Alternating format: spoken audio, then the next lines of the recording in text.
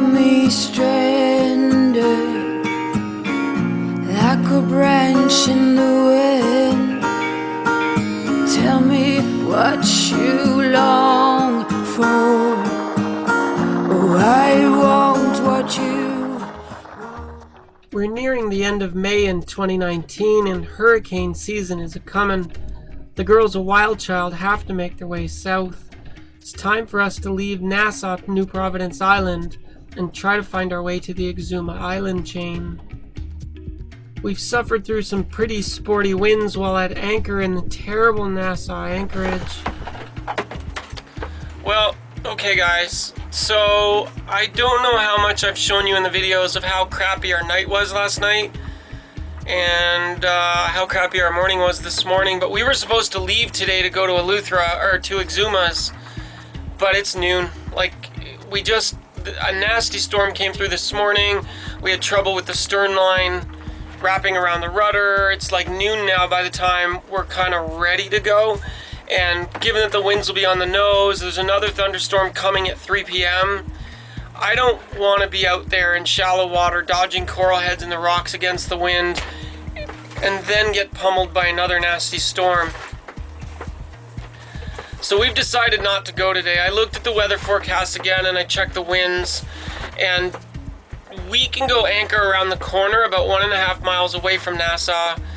It'll be better, we'll have more room, shallower water, better holding, and no boats around us going by constantly. So there's a better anchorage 1.5 miles away, and then tomorrow was supposed to be dead calm, but actually tomorrow the winds will be from the east, northeast, a little bit northy, which will put us more beam reachy for our travel south. So Alina and I have decided, like, let's get out of Nassau. This place sucks. We'll go around the corner, we'll anchor off the other island, and then tomorrow morning we'll hopefully get up and have a better day, and hopefully there is no thunderstorms coming through tomorrow. The thunderstorm that's scheduled to come through today at 3, is it really going to come? How strong is it going to be? We don't know.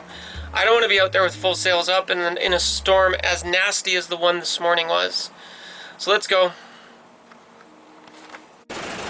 So the stern anchor's up and put away. WildChild is engine on, and we're going to try to motor around the corner over that way to a better anchorage before these nasty storms pummel us. The wind's picking up, it's coming. Can we make it 1.6 nautical miles around the corner to the anchorage before this nastiness comes? That's the great question.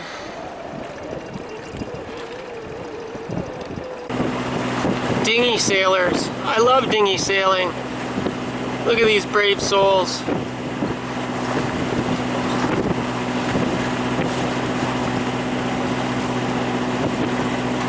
I don't know if it's kids or adults.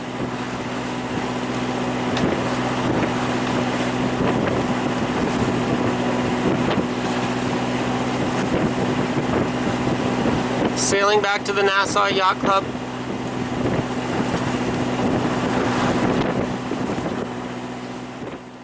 Bye, Nassau.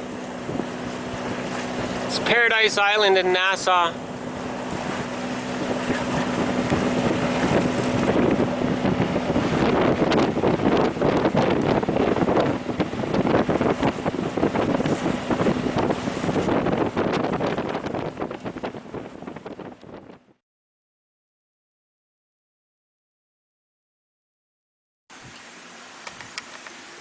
So we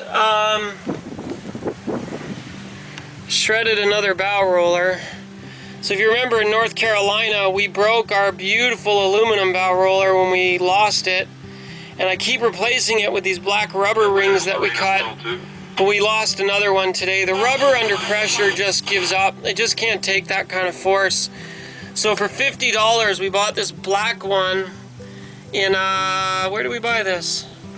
Florida, I think, someplace in Florida. But the problem is it's too wide. Like, our bow roller, as you can see, only wants to be like 2 inches wide. So, who says girls can't use tools, right? So, So Captain Lexi's the girl that can fix or build anything. I have my beautiful cordless DeWalt multi-tool with a round cutting blade on it. And what we're going to try to do is we're going to make this more thin. We're going to bring it down to 2 inches. So generally using 2 hands and not cutting my crewmate Alina, you can see we are going to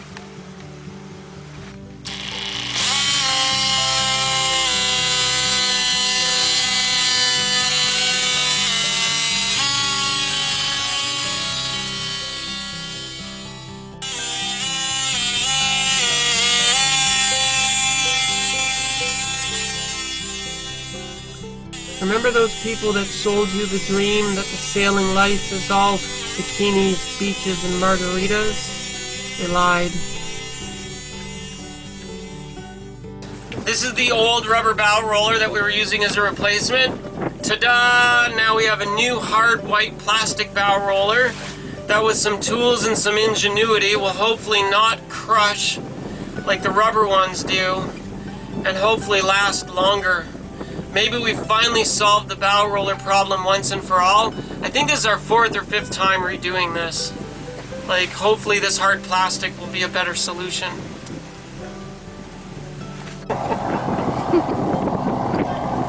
It looks like it's going to work just perfect. One of the things we're doing is we're greasing it with Vaseline because we want to make sure that the bow roller rolls.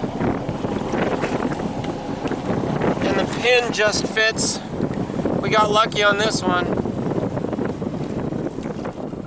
This bow roller project takes us hours, but eventually we get it done. Next we make some water, cook some dinner, and go to sleep for the night. Conditions are good today to make our slalom run through the Coral Head minefield to head southeast to the Exumas. Conditions are good right now, exactly as forecast. The wind is east-northeast and we have to go southeast. So with the northy component to the wind, we should be able to tuck around. We just got to get past all the nasty rocks. But by going out through the channel over there, we'll have deeper water and hopefully the rocks aren't so close to go past them. You can see from the instrument view that I'm trying to give you that conditions are fairly calm. We're 9/4 with the wind angle it's around 60 degrees and we're motoring our way through this channel.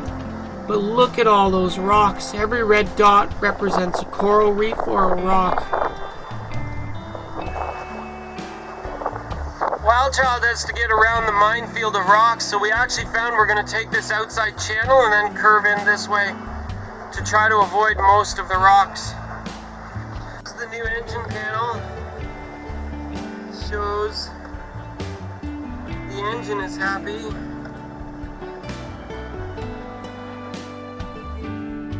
Oh, we've changed the lure. Do you guys think that would be attractive to a fishy fish?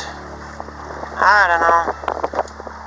It looks kind of jellyfishy, squiddy, I don't know.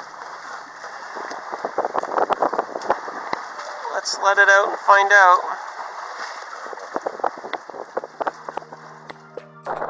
I know this piece of video seems like it's completely random, but see that sailboat in the distance? That's my Canadian sailing friend Tom that we met when we were in Cape Canaveral. I am so excited to see a friendly face out here and talk to him on the radio. WildChild's turning into the minefield of rocks and we begin slaloming our way through. The good news is, because of the new course we chose, we have more depth. So hopefully we have no indication at all if that's a coral head near the surface or a 1-foot rock on the bottom, but in 24 feet of water, that would have to be a 10-foot rock to be a problem for our keel. We're not going to risk it, so we're going to make sure we don't go directly over top any of them. And we're going to slalom our way through the minefield of rocks now. Sounds like fun, but really it's not. Whoop.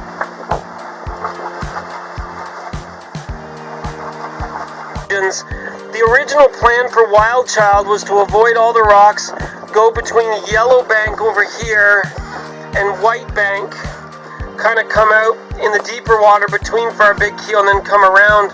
but the wind is from there, so if we got out to this side, we'd have to go directly upwind. As I began looking, we've got, by Yellow Bank, we've got this 6'9" that I wanted to get around, but there's another 6 foot here somewheres. There's that 6'9", and then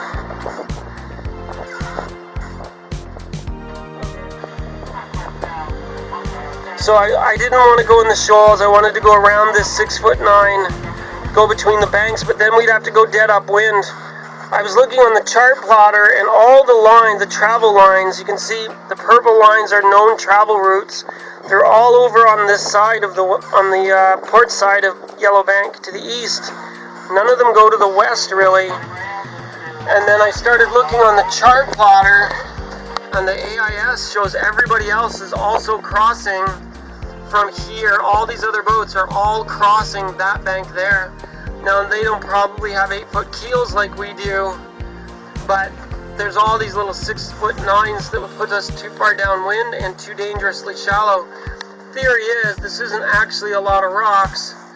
If we can get up through there, I mean, there's rocks and coral heads it says coral heads, that we have to dodge our way through, but then it puts us at a better wind angle to get to the other side, and everybody else is going this way, so it's like a known route. So you can see Captain Lexi got a little indecisive. We rolled the Jenny, and then we started to head down between White and Yellow Bank, and then as I analyzed the information and realized maybe we're better off staying to the east of Yellow Bank, so we corrected, pulled the Jenny, got ourselves back into the wind, and now we're going to head in, and we're going to dodge the coral heads to the east of Yellow Bank, you know, or shall I say, we will do an amazing job dodging the coral heads to the east of Yellow Bank. We will not hit WildChild on the bottom, we will not ground her, and we will not hit any rocks. I'm going to impress and amaze you guys how beautifully and tactically we get this big beast through the narrow, shallow, rocky waters safely. Right? Right? See? She agrees. Right? Right? Right? Right? Right? Right? Right? Right? Right? Right? Right? Right? Right, Mrs. Right. Right? Mrs. Right. Yeah, Miss Right. Miss or Mrs.? Miss. Miss Right. So, WildChild's now kind of entered the beginning of the shallows where the coral heads are. We're using the mast camera to sort of look down at the waters in front of us, and it is beautifully clear and very helpful. As we get closer to the area where the coral heads are, I'm going to stick Alina up on the front, like way up on the bow, to kind of keep an eye out. We got to get through these shallows without hitting rocks, so we're navigating with both the tablet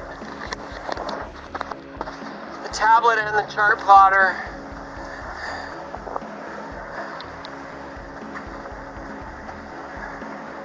That's the mast camera to help us watch the waters ahead for dark spots. And here's to hoping we don't hit anything.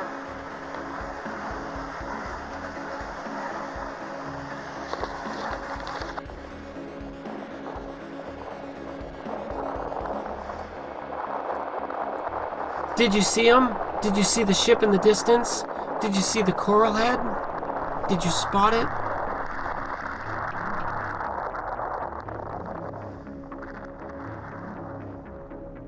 Elena, I think it's okay to come back. If you want to come back, I think we're okay. It's up to you. If you're happy, you can stay, but if you want to come back, you can. I had sent Elena to the bow because extra eyes up front just can't hurt. You can't see the stress on the video, but this is extremely stressful. If we hit a coral head, we are going to destroy the boat and sink in a hurry. Thank you. That was very extremely helpful. I think most of it, what I have seen, is just grass and clouds. Okay. But they were dark. There were was some coral heads. I got good video of them, but they're really dark. I think the corals, I think, are dark. But I think you were calling them before I could see them. Like, I think your visibility at the front was more than my visibility at the camera. Because you would call it and then it would come into camera range. So that gave me an extra like 5 or 10 seconds to respond.